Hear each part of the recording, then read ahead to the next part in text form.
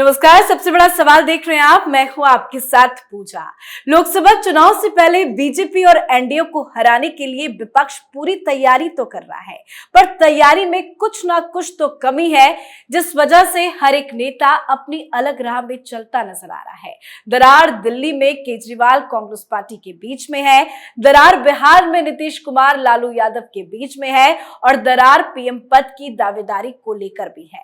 बताया तो जा रहा है कि इस बैठक में कई बड़े फैसले लिए जाएंगे। संयोजक के नाम पर मुहर लगेगी, विपक्षी गठबंधन इंडिया का लोगो भी जारी होगा, साथ ही कई बड़े फैसले भी लिए जाएंगे।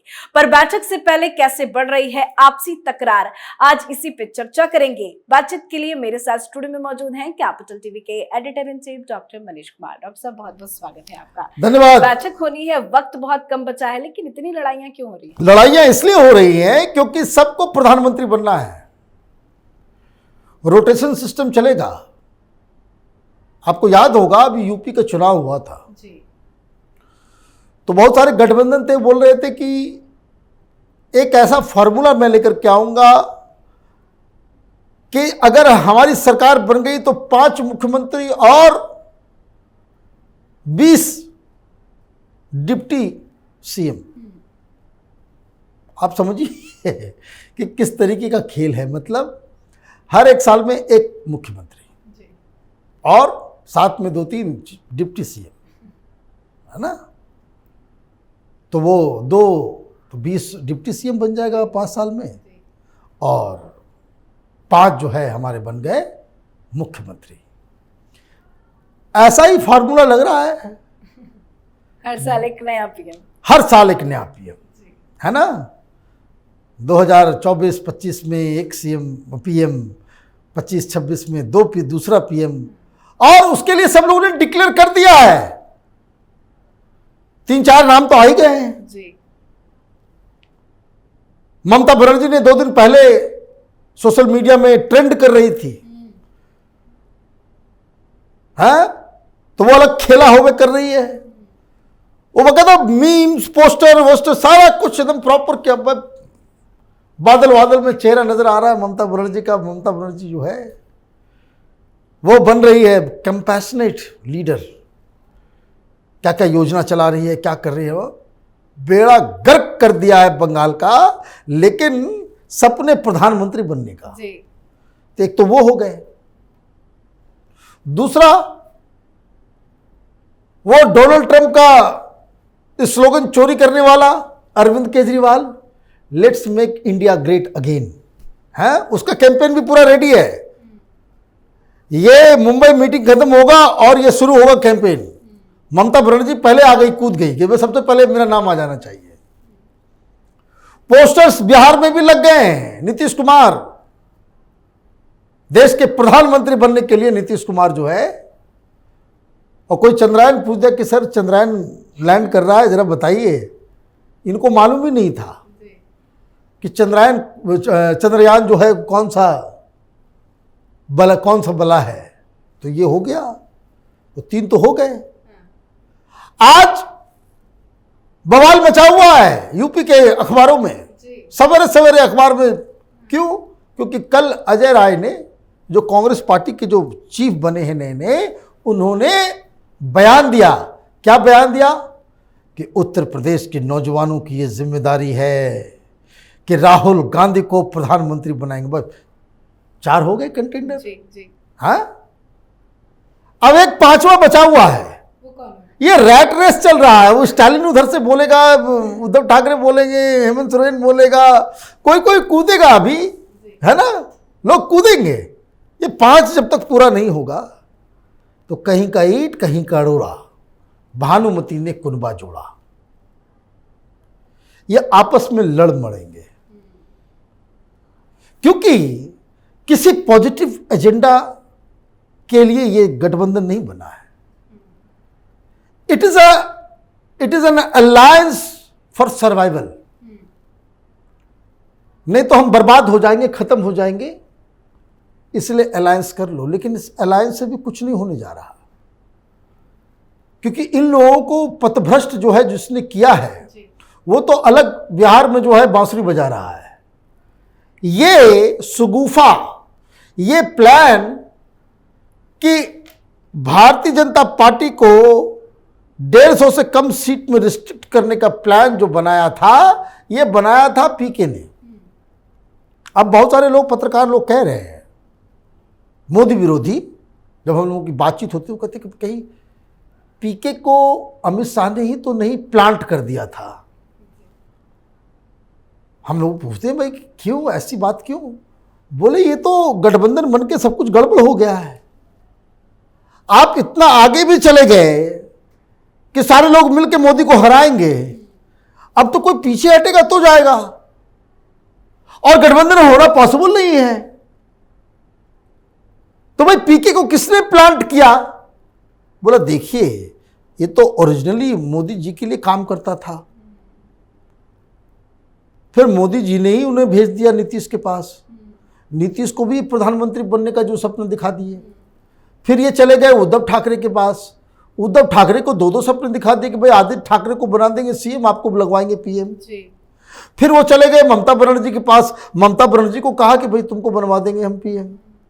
हाँ, चुनाव जीती थी यूपी में, बंगाल के अंदर, और पीएम का रेस चल गया था।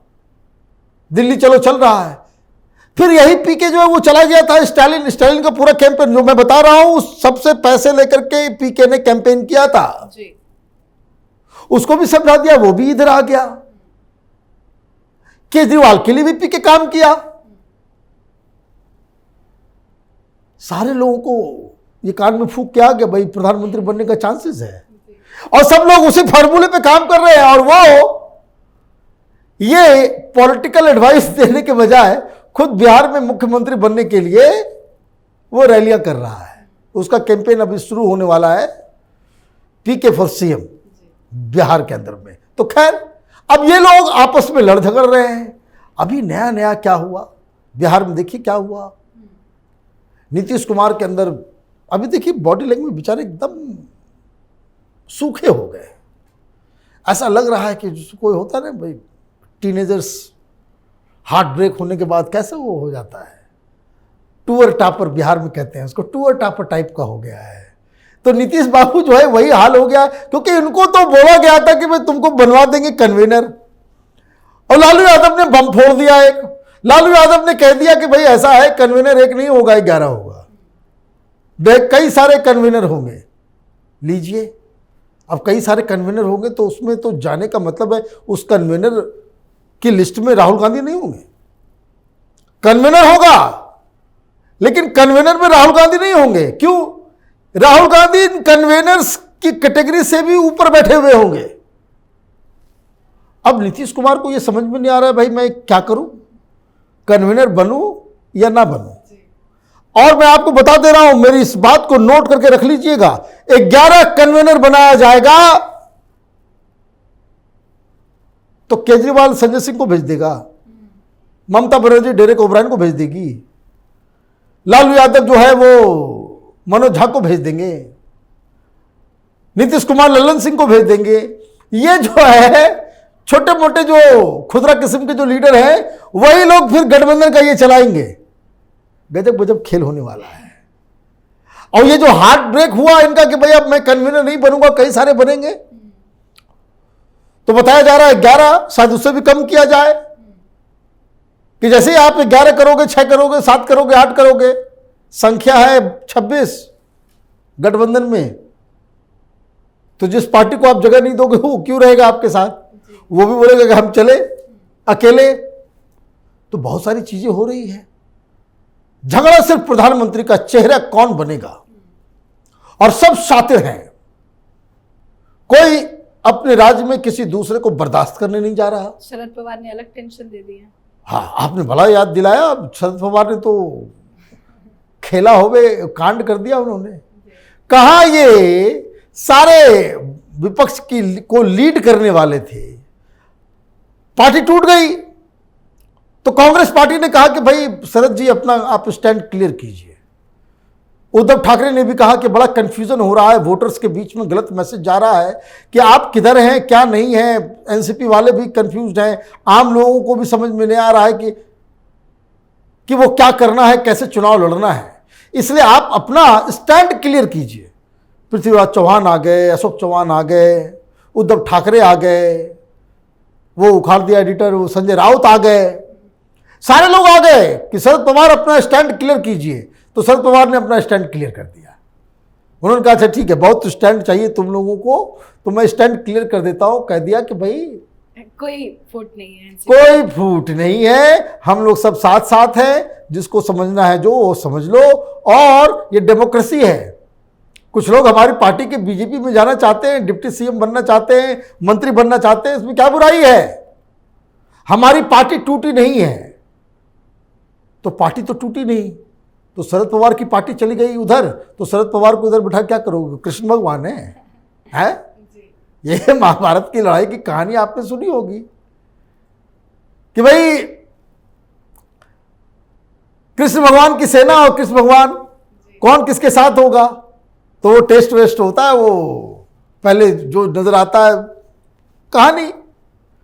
तो पांडवों के साथ कृष्ण जी और कौरवों के साथ भगवान कृष्ण की जो है वो सेना थी।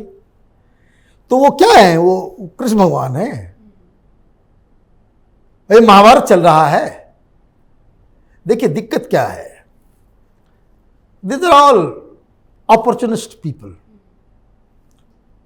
कोई इसमें ऐसा नजर नहीं आता जिसको देख के ये आभास हो कि ये व्यक्ति देश की सेवा करने आया है, देश को आगे बढ़ाने लेके आया है। कोई ऐसा व्यक्ति नजर नहीं आता विपक्ष के अंदर जिसको लगता है कि भाई इसके पास कुछ प्लान है, कुछ अच्छा करने का रास्ता इसके पास है। सब वही भ्रष्टाचारी नजर आते हैं, परिवारवादी नजर आते हैं, सब तुष्टिकरण वाले नजर आते हैं, सब ये जालीदार टोपी पहनने वाले नजर आते हैं। इस तरह की राजनीति से आज का युवा वर्ग जो है वो उब गया है। ये 1970 में लटके हुए हैं। हिंदुस्तान जो है चांद पे पहुंच गया है, लिटिल सीज पे पहुंच गया है, और इनको अब तक जरा सा भी इल्म नहीं है कि देश बदल गया है। इनको भी अपनी हरकतें जो है वो बदलनी चाहिए। जी, बहुत बहुत धन्यवाद समझाने के लिए। धन्यवाद। तो 2024 चुनाव में एनडीए अलायंस का सामना इंडिया गठबंधन से होना है, पर बैठक से पहले ही आपस में इन नेताओं के बीच में जमकर तकरार हो रही है। बैठक मुंबई में होनी है, पर शरद पवार ने अजीत पवार को लेकर बयान देकर विपक्षी गठबंधन को बड़ा झटका दे दिया है। हालांकि चर्चा है कि बैठक में इंडिया का लोगो भी लॉन्च किया जाएगा, जिसको लेकर भी तकरार की खबरें सामने आ रही है। अब देखते हैं बैठक में क्या कुछ फैसला लिया जाता है। आप अपनी राय कमेंट करके लिखें। देखते रहिए कैपिटल टीवी। नमस्कार।